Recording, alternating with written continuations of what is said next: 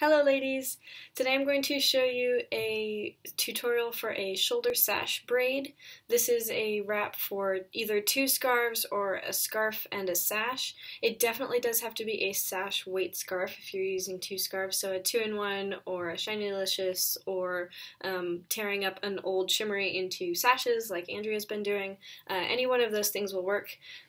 You can also do a 2-in-1 or a Shiny-licious or a shimmery or anything for that for the first scarf, for the thing that's going to be the full cover. I'm going to use a Pashmina today so that you can see it does work with a thicker scarf, as well as a thinner pair of thinner scarves. So I've got my partially stuffed Wendy on, and I don't like to have a ton of volume up high, so I've got it pretty low. Obviously you can put that wherever you want it. You're going to want to fold your scarf, not the sash, but the scarf, to fit your head, and then place it over so that you've got one long end and one short end. So I have figured out that to do this on me, I need the short end to hit my elbow. But that's just like my rule of thumb. You should like play around until you can find a rule of thumb that works for you.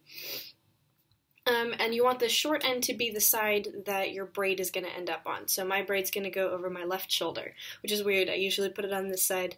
When I have my hair down, I always braid it over my right shoulder, but for some reason the scarves I do either side. I usually don't like to tie a knot in my scarf if I can help it. I really just like to crisscross it, and so that's what I'm going to do today. And when I crisscross it, I always make sure that my short end is coming over the top. So let me show you what I'm doing here. You may not be able to hear me, so let me just explain real fast. I'm just kind of crossing them over, and my short end is going over the top. So short end over top of the longer end. And I bring them around my shoulders, and I can tuck the shorter end under my arm. So now my really, really long end, I'm just going to fold in, and somewhere I've got an edge that's already folded. There we go. And you could do some pleats. You could do a crisscross kind of a deal where you've got it shorter over here, and you're going to bring it over, or sorry, you've got it tipped this way, and you bring it over for a point. You could do any one of those things. I'm just going to bring it over the middle. And then, just like in sheer tails or a couple of other tutorials I think I'll also use this, you're going to find where that tail comes through. And you're just going to shove the tail through the hole where it started. Okay? And I'm going to take the other end, and I'm going to shove that through the same spot. So now I've got my sheer tails on one side. And my ends are a little uneven here. See if that works.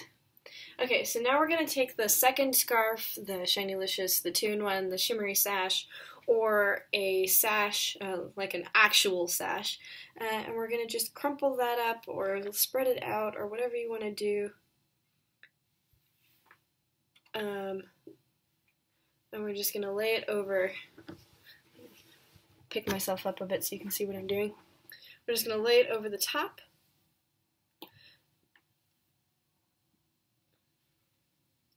And you've got two ends now. I've got one that's fairly short and one that's fairly long. So if I pick these up to the same height, you can see that one's a lot longer than the other.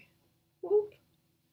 So we're going to take the end that's closest to all of our ends here, and I'm going to make it a little longer than all of these because I'm going to use it to tie off my end. If you're going to use a ponytail holder, just make it the same length. And we're going to take this and pull it behind, and we're going to just push it through that exact same spot. So you've got three ends coming down through the same spot. Okay? And then with the other end, I'm really just going to wind it around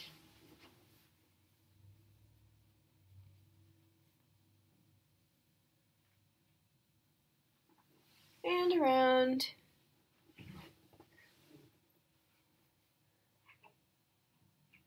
and then tuck it in into itself wherever you see fit.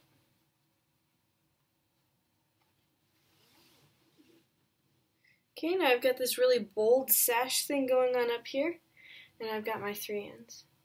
So all I gotta do is braid them. I like to braid mine fairly tightly.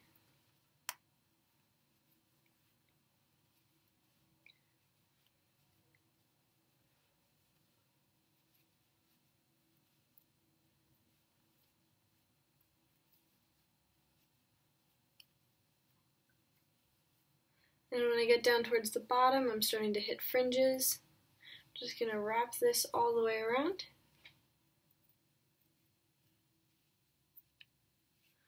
And pull it through itself.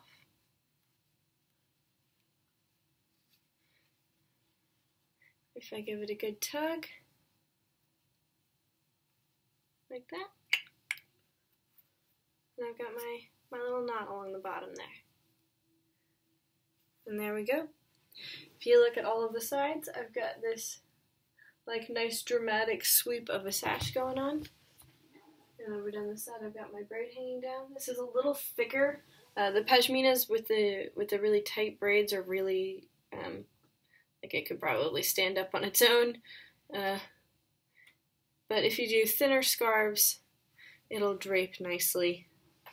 And then we've got the back, where you've got that big bold sash again, and then the colored poof. So there you go. There's the shoulder sash braid, or I guess we could call it a bold shoulder sash braid, with all of this up there. I think it would look really cool if any of you have sari scarves you'd like to try this with. I think that would look awesome with the big bold stripe in the middle, and then all of those colors in the sash part. So give it a try, and let me see what you guys do with it.